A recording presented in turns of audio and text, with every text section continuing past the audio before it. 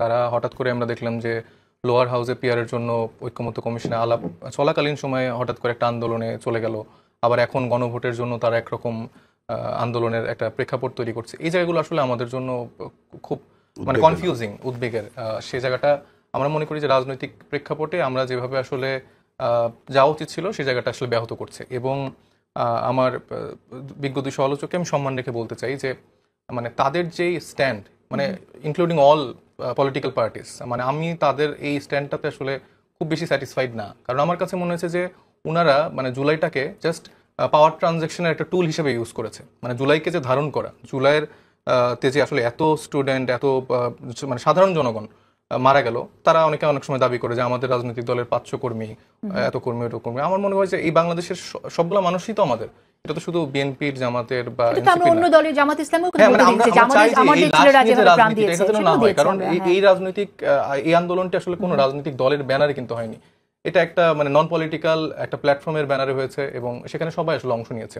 কিন্তু এই এবং এখানে যে ধারণ করার যে ব্যাপারটা বলেছি, ঐক্যমত্য কমিশনে প্রতিদিন খুব সুন্দর আলাপ আলোচনা হয়েছে, ডিবেট হয়েছে। সালাউদ্দিন সাহেব একরকম একাই নিজের মতামত দিয়ে সিচুয়েশন ঘুরিয়ে দিয়েছেন এবং তার মতামতটাকেই গ্রহণযোগ্যতা পাওয়ানোর চেষ্টা করেছে, দল থেকে হোক বাহির থেকে হোক।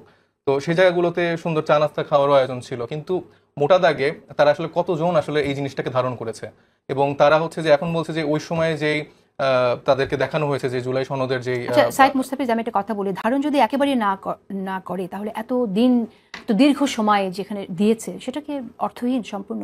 দীর্ঘদিন তো দিতে বাধ্য হয়েছে। আমি তো বললামই যে মানে ঐক্যমত্য কমিশনারের যে এখন স্ট্যান্ড, এটা আসলে তারা দেখেছে যে জনগণের আশা আকাঙ্ক্ষার বাস্তবায়ন হয়নি। তারা যে একটা মানে আমি ওই প্রোগ্রামে আমরা কেউই ছিলাম না, কারণ আমাদের কাছে মনে হয়েছে যে এটা একটা রাজনৈতিক দলের প্রতারণা করছে পুরো জাতির সাথে, জনগণের সাথে, এবং যেটার কোনো আইনি ভিত্তি নেই। আমি জাস্ট একটা কাগজে খুব সুন্দর সুন্দর কথা লিখে রাখলাম, যেটা আমার এত বছরে হয়নি। সে কাগজ দেখে আমরা সিগনেচার করছি, হাসছি। অনেক ছিল আইনি ভিত্তি থাকলেই কি সব থেকে যায়? না, থেকে যায় না। আমাদের মন মানসিকতা পরিবর্তন হয়, যেটা করতে হয়, যেটা এইবারও হয় নাই। কিন্তু আমি আপনি ধরেন 75 ইনডেমনিটি অর্ডিন্যান্স যেটা ছিল আইনি ভিত্তি তো ছিল, কিন্তু সেটা কি পরে? আমি তো বললাম যে ইতিহাসের এরকম আপনি আরো অনেকগুলো উদাহরণ দিতে পারবেন যেটা আইনি ভিত্তি ছিল বা ছিল না, কিন্তু পরবর্তীতে রাজনৈতিক দলগুলোর ইচ্ছা আকাঙ্ক্ষা সেটা বাস্তবায়ন হয়নি। কিন্তু আমরা এই এট দ্য মোমেন্টে, এই জুলাই গণঅভ্যুত্থানের পর আমরা চাই যে সকল ব্যবস্থার জায়গা থেকে সেগুলো সবকিছু নিশ্চিত করতে। আমরা আবার 15 বছর পর নতুন করে আবার আরেকটা এরকম কলাপস সিচুয়েশনে আমরা দেখতে চাই না যে আবার অনেক মানুষ মারা গেছে, তারপর আবার আমরা এরকম 1.5 বছর 2 বছর ধরে চা নাস্তা খেয়ে হচ্ছে যে জুলাই সনদের মতো আরেকটা কোনো সনদ বাস্তবায়নের আলাপ করব। আমরা আমাদের জায়গা থেকে সর্বোচ্চটুকু দিয়ে আসলে আমরা সেই আইনি ভিত্তি বলেন বা সেই ব্যবস্থার যে সংস্কার, সেই পরিবর্তনটা আসলে আমরা করতে চাই, যেটা আসলে আমাদের কাছে মনে হয়েছে এই রাজনৈতিক দলগুলোর একদমই নেই। এবং আপনি 31 দফার আলাপ বলেন, আরো জামাত ইসলামের আরো যেসব আলাপ বলেন, এই আলাপগুলো আসলে খুব বেশি ফলপ্রসূ না। এবং এই সংস্কারের আপনি পয়েন্ট টু পয়েন্ট ধরে আপনি নিজেই দেখবেন অনেক লুপহোল আছে। মানে এটার মানে ম্যাথমেটিক্স যদি আপনি কষেন, সেখানে অ্যাকুরেসি দেখবেন যে অনেক ক্ষেত্রে নেই। সেটা দিয়ে তারা পুরো দেশ বদলে ফেলছে, তারা পুরো দেশ পরিবর্তন করে ফেলছে। এবং ঐক্যমত্য কমিশন কি একটি রাজনৈতিক দলের কথা উঠবে বসবে নাকি? তাদের নিজস্ব কোনো মতামত থাকবে না এখানে? যে বিষয় আমাদেরও তো অনেকগুলো বিষয় নোট অফ ডিসেন্ট ছিল। এই নোট অফ ডিসেন্ট গুলো যেগুলো ছিল সেগুলো আপনি দেখবেন যে সাংবিধানিক প্রতিষ্ঠানগুলো স্বাধীন হওয়ার ক্ষেত্রে তাদের বাধা, প্রধানমন্ত্রী থাকাকালীন দলের প্রধান থাকা নিয়ে তাদের বাধা। এই প্রবলেমগুলো তো হয়েছে, হওয়ার কারণেই তো 17 বছর ধরে আমরা এই সিচুয়েশনগুলো ফেস করেছি। যেই কারণে আমরা 17 বছর পরে রাজনৈতিক দলগুলোর ব্যর্থতার দায় নিয়ে সাধারণ জনতা মাঠে নেমে জীবন দিলাম, প্রাণ দিলাম, অঙ্গহানি করলাম। সেই জায়গাটা যদি আমি পরিবর্তন না করে আবার আমরা ক্ষমতার চেয়ারে বসে যাই, আবার আমরা মানে নির্বাচনের ট্রেনে উঠে যাই, তাহলে তো আসলে পুরোপুরি বিশ্বাসঘাতকতা হলো। এবং এই বিশ্বাসঘাতকতা আমরা বিএনপিকেও করতে দিব না, জামাতকেও করতে দিব না, এবং অন্য যেসব রাজনৈতিক দল আছে না কেন, কাউকে এটা করতে দেওয়া হবে না। তো সেই জায়গা থেকে আমার মনে হয়েছে যে ঐক্যমত্য কমিশন যে ঐতিহাসিক ভুলটা করেছিল সেই সময়টা, কোনো দলের প্রেসারে হতে পারে, কোনো এজেন্সির প্রেসারে হতে পারে, আই ডোন্ট নো, কিন্তু পরবর্তীতে যখন দেখেছে যে জনগণের যে জায়গাটা, এর আগেই জুলাই ঘোষণাপত্রের জায়গাতে যেরকম একটা ফেস্টিভ মুড ছিল, মানুষ তো ভেবেছিল যে আসলে একটা টাইনি ভিত্তি পাচ্ছে। আগে দলের প্রেসারে বা কোনো এজেন্সির প্রেসারে করলো, পরে সেই প্রেসারটা উইথড্র হয়ে গেল। না, আমি তো সেটা বলছি, উইথড্র কোথা থেকে হলো? মানে আপনি যে এই জুলাই গণঅভ্যুত্থানটি মানে সংগঠিত হলো, এটা কি কোনো রাজনৈতিক দলের প্রেসারে হয়েছে?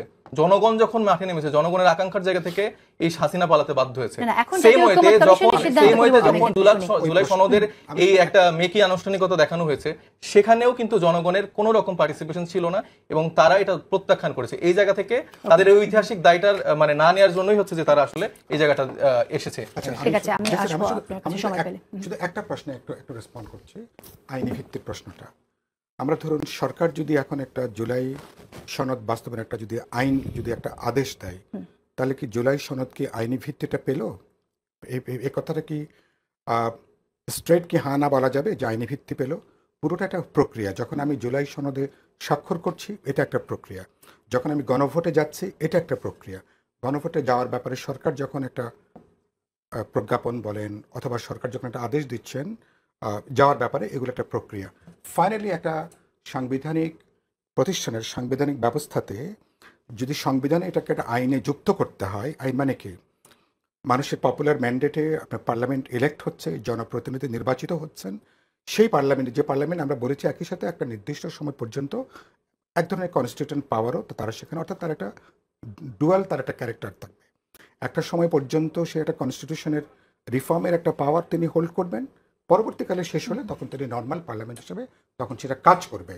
তাহলে সেখানে এটাকে আপনার বিল আকারে সেখানে হাজির করার প্রশ্ন আছে। আমি একটু interrupt করি।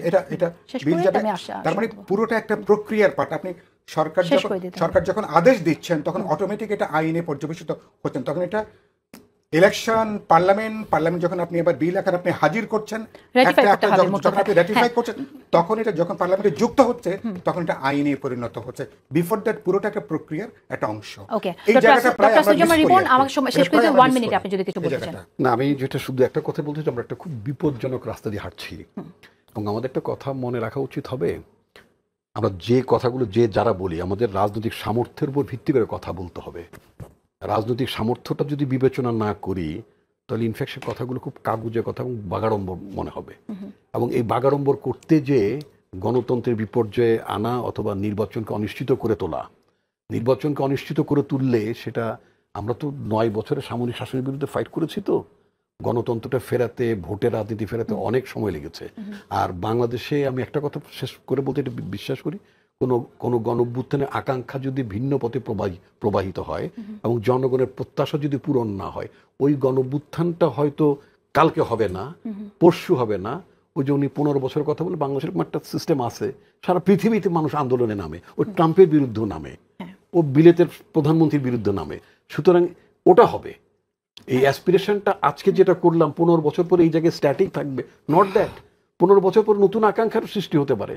ভবিষ্যতে কোনো সরকার, কথার কথা, এক প্রচণ্ড সমাজতান্ত্রিক সরকার হয়ে গেল, দেখা গেল যে মাদুরোর গভর্নমেন্টের বিরুদ্ধে মার্কিন যুক্তরাষ্ট্রের নামে এদের নামাতে পারে, অথবা ভবিষ্যতের সরকার প্রচণ্ড মার্কিনপন্থী একটা সরকার হয়ে যেতে পারে, তার বিরুদ্ধে একটা আন্দোলন হতে পারে। মানুষের রুটি রুজির জন্য মানুষ রাস্তায় নামতে পারে, অনেক কিছু হতে পারে। সুতরাং আজকের এইখানে একটা আইনি ভিত্তি অথবা এইটুক পূরণ করলেই বাংলাদেশ 100 বছর একেবারে দুধের নহরে ভাসবে, বাংলাদেশে মানুষ শান্তিতে থাকবে, নট দ্যাট। মানুষ বারবার তার প্রত্যাশা, আজকে সকালের প্রত্যাশা এবং আগামীকালের সকালের প্রত্যাশা কখনই এক থাকবে না। অতএব যুগের সাথে সময়ের সাথে তাল মিলিয়েই রাজনৈতিক দলগুলো, রাজনৈতিক নেতারা জনগণের প্রত্যাশা পূরণ করবেন। আর জনগণের প্রত্যাশা নিয়ে ভাবার কথাবার্তার জায়গাটা হচ্ছে জাতীয় সংসদ। আমি শেষ করে দেবো, একটা ছোট্ট একটু তথ্য আমি শেয়ার করতে চাই এবং এই প্রসঙ্গে জানতেও চাই। গেজেট থেকে নাম প্রত্যাহার চান ফরিদপুরের জুলাই যোদ্ধা ইতু। এই প্রথম আমরা দেখছি যে গেজেট থেকে নাম প্রত্যাহার করতে চাইছেন তিনি সমস্ত সুযোগ সুবিধা থেকে নাম প্রত্যাহার করার আবেদন তিনি জমা দিয়েছেন। এটাকে কি আমরা দেখবো যে জুলাইয়ের যে চেতনা সেটা আসলে ম্রিয়মাণ হয়ে যাচ্ছে? শেষ করে দেবো। ডেফিনেটলি আমি, আমার সাথে তো অনেকের কথাবার্তা হয়, তারা আসলে মানে খুবই কষ্টের মধ্যে দিয়ে যাচ্ছে আর কি, এবং তারা ফিল করছে যে আসলে তাদেরকে ব্যবহার করা হয়েছে।